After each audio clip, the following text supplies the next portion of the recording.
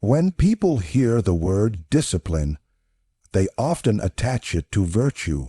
They imagine early mornings, clean diets, perfect habits, neatly organized planners, and a quiet, monk-like commitment to the grind. It's framed as something honorable, even moral, that if you have discipline, you must be a good person. You must be better than the rest. That illusion has been sold to us for years. But here's the truth. Discipline isn't about virtue. It's not about being noble or admired.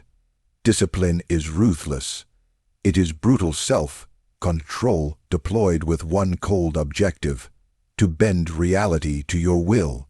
The people who praise discipline the most usually don't practice it in its true form, because true discipline isn't glamorous.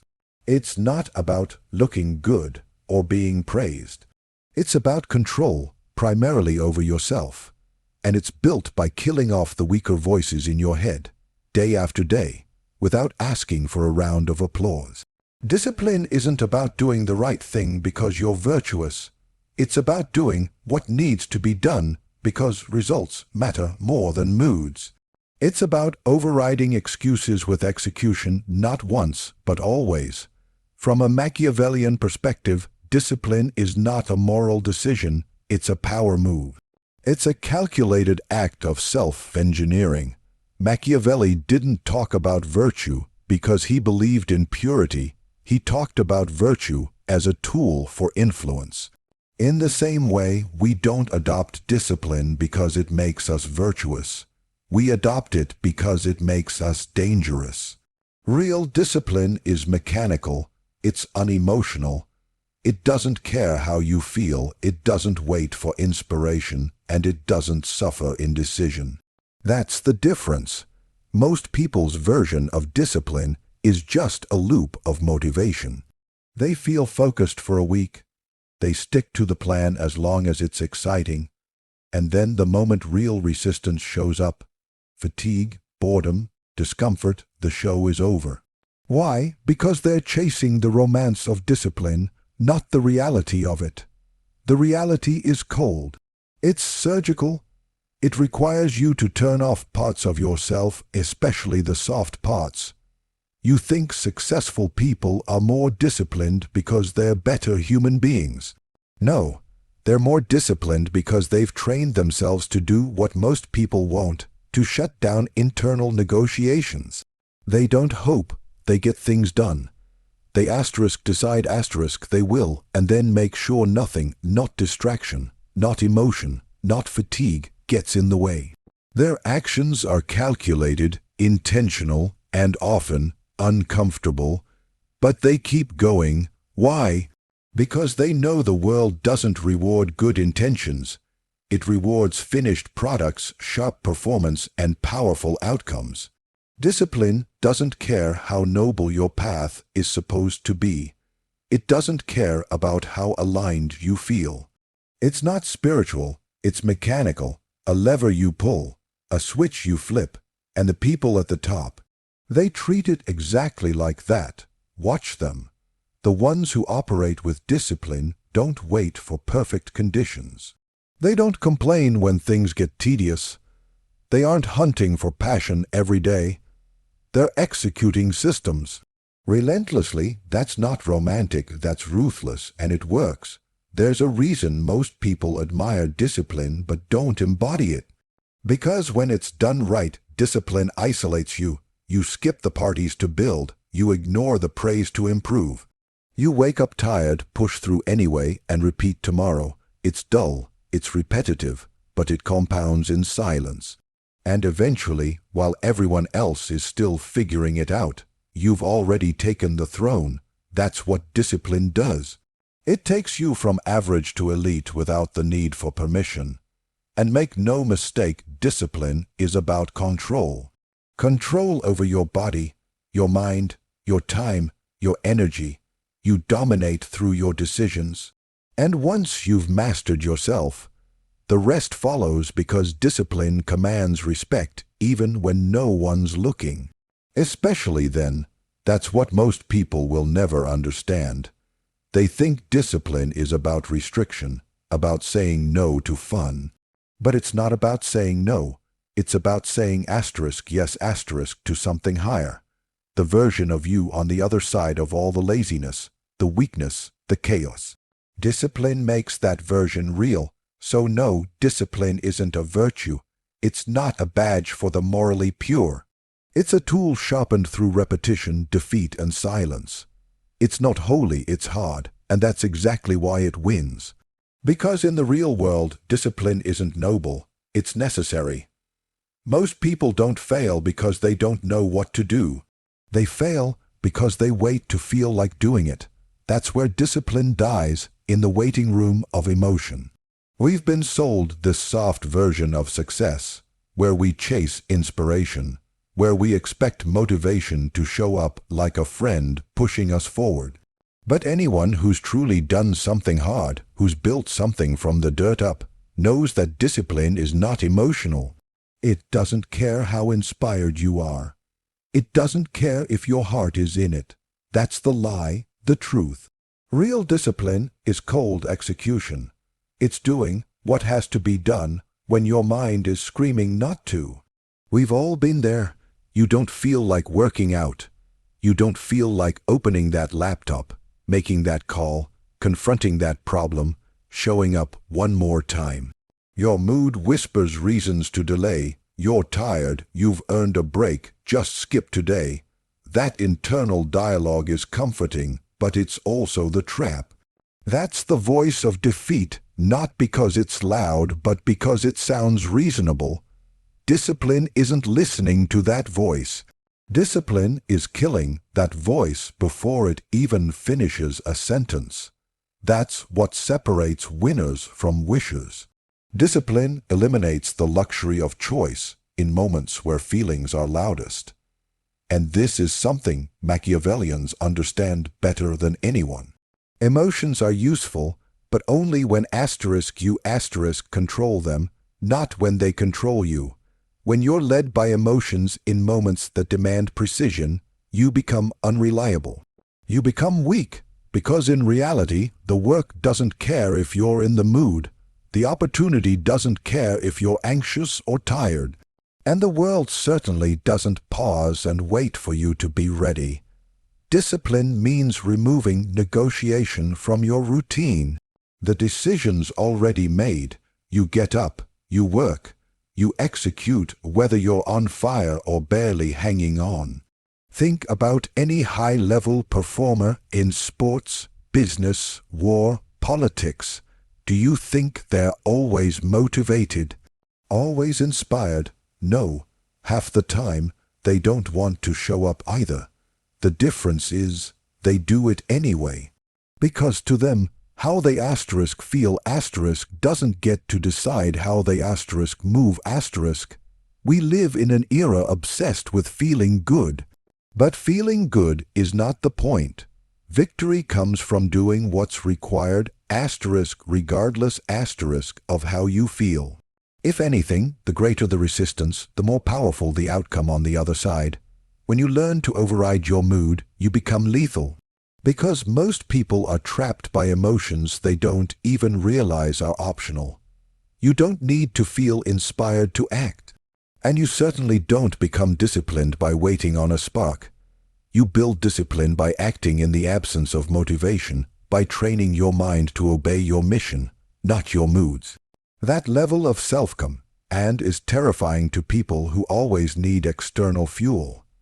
Because once you become someone who doesn't need a reason to execute, you own yourself. And when you own yourself, no one else can. What most people call discipline is really just a phase of inspiration wrapped in short-term effort. That's why they keep falling off, because they never built the mindset. They only borrowed the mood. But there's nothing sustainable about performing when it's convenient. That's performance art, not discipline. Real discipline is what happens when convenience is gone and the ritual remains. When you stack day after day, not because it's flashy or fun, but because you decided this is what you do. Period. This is ruthless self-control. It's not warm, it's not sweet, it's not spiritual, it's practical. It's efficient. When you look at it this way, discipline becomes a weapon, sharper than talent, stronger than motivation, because talent fades and motivation fluctuates. But discipline becomes who you are when emotion gets in the way of who you're becoming. That's why emotional discipline is the highest form of power. People think strength is about force. It's not. Strength is about restraint, about doing what's effective, even when your feelings are screaming to do what's easy. Emotional restraint turns good intentions into real outcomes. But that kind of control can't be borrowed. It has to be built brick by brick in the silence of daily repetition. The world won't see it. It won't celebrate it. But they'll feel it when the results start speaking louder than your excuses ever did. Because in the end, the difference between those who merely talk about doing the work and those who build empires is simple. The ruthless ones act without needing to feel like it. Everyone loves to talk about consistency.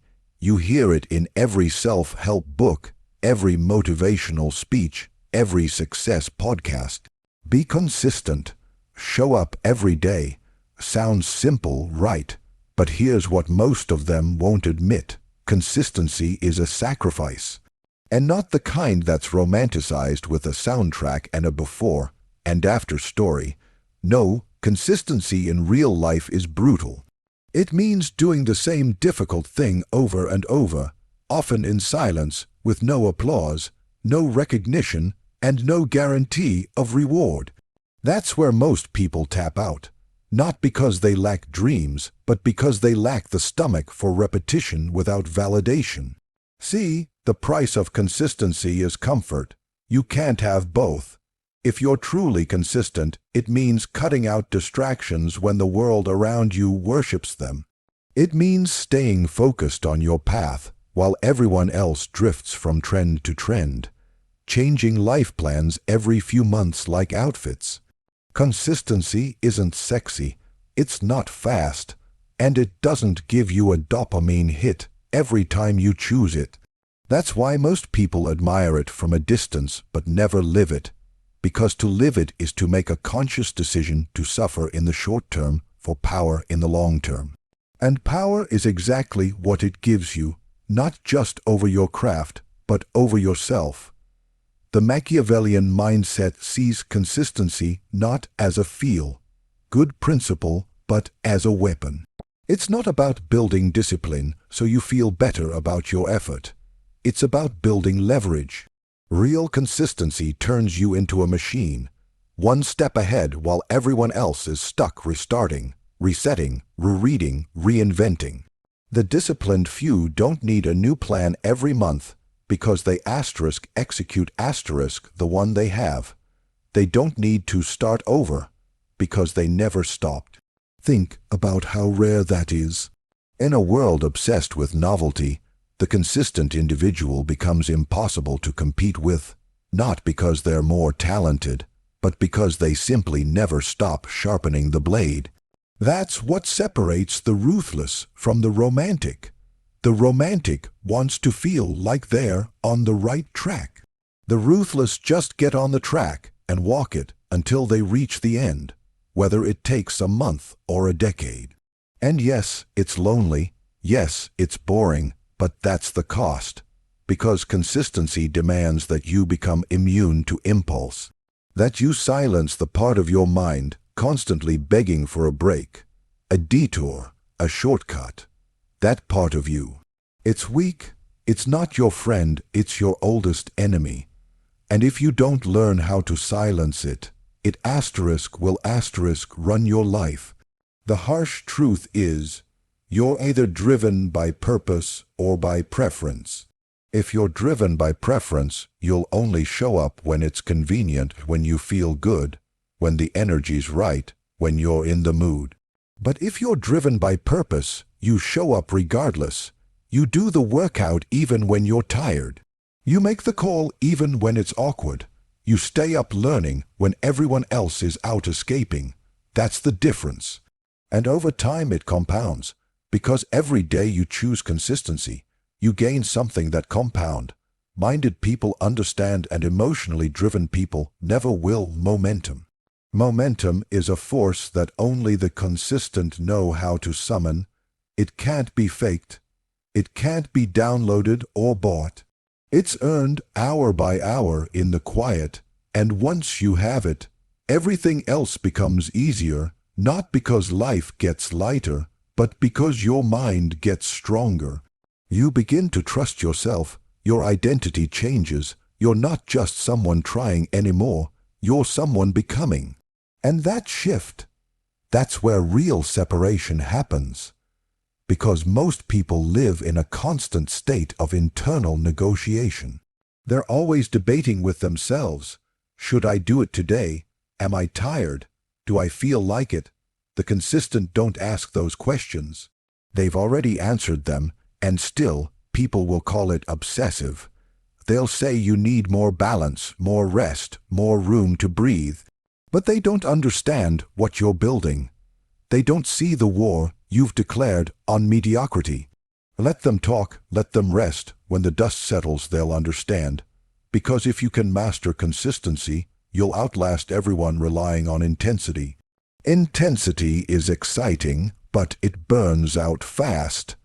It's why people go hard for a week and disappear for 3 months. They never learned endurance. They were addicted to adrenaline, not committed to transformation. Being consistent means choosing the hard thing daily, even when the easy thing is pulling at you with both hands. It means rejecting the temptations that promise relief at the cost of progress. And it means being okay with the fact that no one's going to clap for you while you chip away in silence.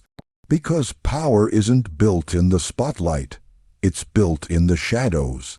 And most people will never get there because they're too busy looking for exits to ever reach the top.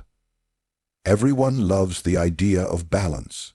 It sounds mature, responsible, grounded. We're constantly told to find balance between work and rest, ambition and peace, discipline and indulgence. It's a beautiful idea, and it works for people who want average results. But if your goal is power, transformation, domination over your environment, balance isn't the path.